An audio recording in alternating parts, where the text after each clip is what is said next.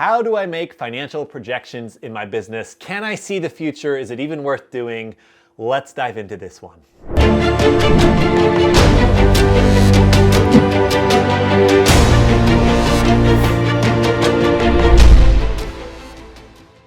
Today, I'm going to pull out the crystal ball in your business and I'm going to help you see into the future in a way that you maybe didn't think possible.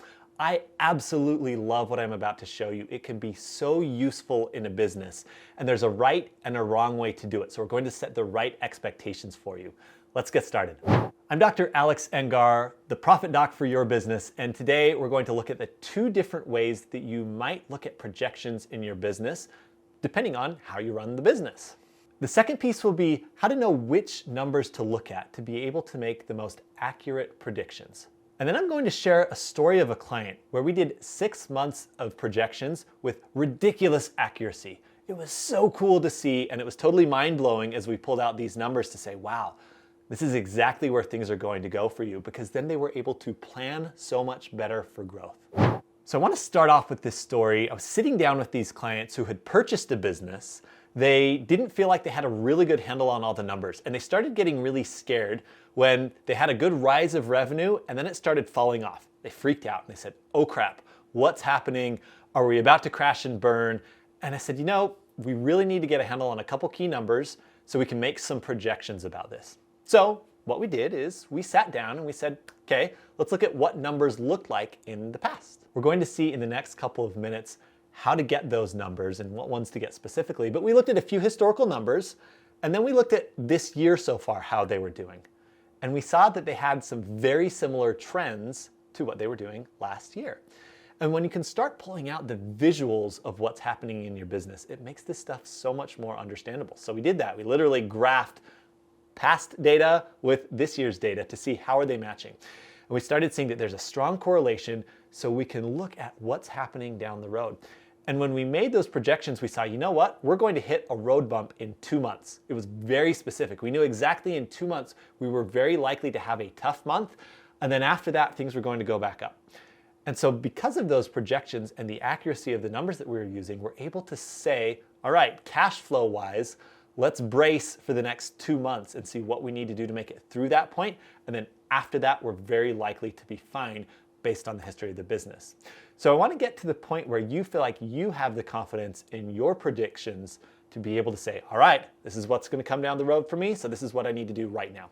So let's dive into the specific numbers that you need to look at in your business and the two types of projections that you could be making. First, I want to ask, why should we even be looking at projections in the first place? How accurate are they? And is it something that you should even be spending your time on? The real reason why you need to be making projections in the business is because you need to make decisions about what's happening down the road. If we just keep stalling until something slaps us in the face, then it might be too late. And so we need to look at what's coming down the road so we can make the best business growth decisions now. Things like hiring, things like how much I should be keeping in the business, things like how much I can be paying myself. They all hinge around what might be coming down the road. So we're going to see how to make good predictions based on what's happened in the past. All right, so there's two different business models, one of which you're probably in right now, that completely determine how we should be making predictions in the business. So the first type of business is a recurring revenue model. These are subscription-based businesses where you know that you have money coming in every single month because customers have already told you they'll pay you, okay? That might be your business if you have a model like Netflix. Otherwise, there's a second model that more business owners usually fall into. The next model is what I call a single sale model, where most of your sales are more one-off sales, or in other words, people haven't committed to paying you every single month for the next few months, okay? So we have these recurring revenue models and these one-off sales. So how are they different when we make projections? Well, for a recurring revenue model business, we need to understand one number. That is churn. Churn means how many people are dropping off as subscribers every single month. What percentage of them are dropping off? If we can understand churn and understand growth rate, or in other words, how quickly am I bringing on clients, then I can make an accurate prediction for 3 months from now, how many clients will I have? Will you do me a comment below and just put either recurring or single sale in the comments so that we know what type of content do we need to be creating for you? All right, so let's talk about your business as a recurring revenue model and how many customers we are churning. Let's define churn rate. It is how many clients you lose divided by how many total clients you have. That gives you the churn rate. So it's a little bit confusing. There's a couple different ways to calculate it, but this is how I like to do it. You can either do it per year or per month. It's more accurate if we can look at total year numbers. So for example, let's say that last year I lost 25 total clients and I had a total of 100 clients. 25 out of 100 gives me a churn rate of 25% annually or per year. But now it's really important for me as I'm making projections to get this to a monthly churn rate. So I'm going to go 25 divided by 12, which gives me about 2%, okay? So then my monthly churn would be 2%. And I would make my financial projections based on that. The one thing to consider here is if I have a churn rate of 2%, however, I am also getting new clients, then I need to factor that in. So if my growth rate, let's say I'm at 100 clients and I'm getting 3 new clients every month, then I'm getting 3 new clients and losing 2, which means I am net or up 1 new client per month, okay? And that would be what I start making projections with, because if I only focus on the growth and I don't think about how many I'm losing, I will have a much too rosy picture of my business as I look into my future crystal ball. Okay, the last big piece of projections that I need to look at is seasonality in my business. So if I look at the course of a year and I compare my sales across January, February, March, all the way through the year, and I plot that out on a graph, which can literally be exactly how we do it, we're gonna see that it might be something like this. Right? It's like, oh, I might be really slow during winter, but I might get really busy during the summer. Well, as I'm making projections, it would be really nice to know if I'm right here in the year, if it's mid-July and I'm making projections, I need to know what the seasonal history of my business is. Now, not every business has consistent seasonality, but we do find that for many businesses, they do. And so how do you really verify that this is correct? Well, go back and look at as many years as you can and graph out and just like make a little chart. Hey, how seasonal is my business and does it look the same every year? I mean, you can compare January to January, February to February. How do those look? And then what I really like to do is see last year's data versus this year's data. So for example, if I graph that out and it looks something like this, right? I might see, you know, we're having a much better year overall than we did last year, but I still expect it to drop. Okay, then my projection might start to look something like that. And I can know that I will probably roughly follow the same trend if I've seen that seasonality before. And then everything that's happening after this point is my best guess.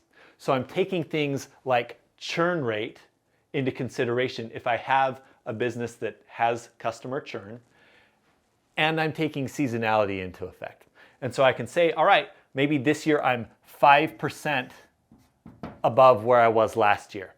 So I'm going to take these numbers that I have from last year and say, okay, at this point I had 50K of revenue, and then at this point I had 30K, and then 25K, and then I'm just going to add 5% to each of those numbers. Okay. If we have really consistent seasonality, it makes your projections very easy to make.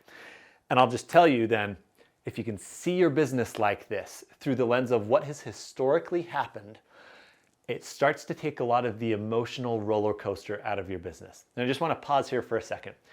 If you're a business owner who feels like, man, things just are this constant roller coaster, I want to challenge you to look at historically what has happened and start to pull out these trends, because it will help to flatten that roller coaster curve, at least emotionally for you, so that you can make it through as a business owner, plan for those slow seasons. During the busy seasons, save up, make your marketing happen here. And ultimately, as a business owner, once you understand what's going on in your numbers, it takes the emotions out of it significantly. I really want that for you. So now I want to introduce one last piece here, which is marketing ROI.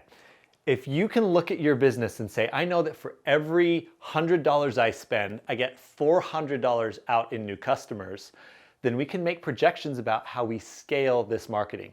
Now, most of the time, as you're scaling paid advertising, for example, it's not one-to-one. You know, if I double my ad spend, I may not necessarily get double the clients, but I can use this as a rough guide for saying, you know, we're here right now, and I really want to double my ad spend. So maybe I'll plan on an 80% increase in clients, right? And so I'm going to increase ad spend by, let's say, 100%.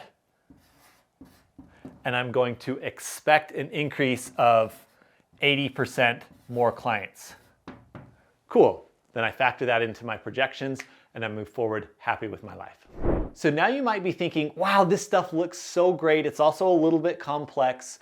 But what I really want to do is just improve my profitability coming down the road. Well, then I really want you to watch our 9 cash flow levers training. It's an entire deep dive workshop on how do we improve each of these variables in the business. You can click the link below. I'll send it over to you for free. And I want you to take detailed notes on which cash flow lever you need to pull next in order to make these projections look the way you want for the future of your business. So grateful to have your time and attention here on the channel. I look forward to seeing you in the next video.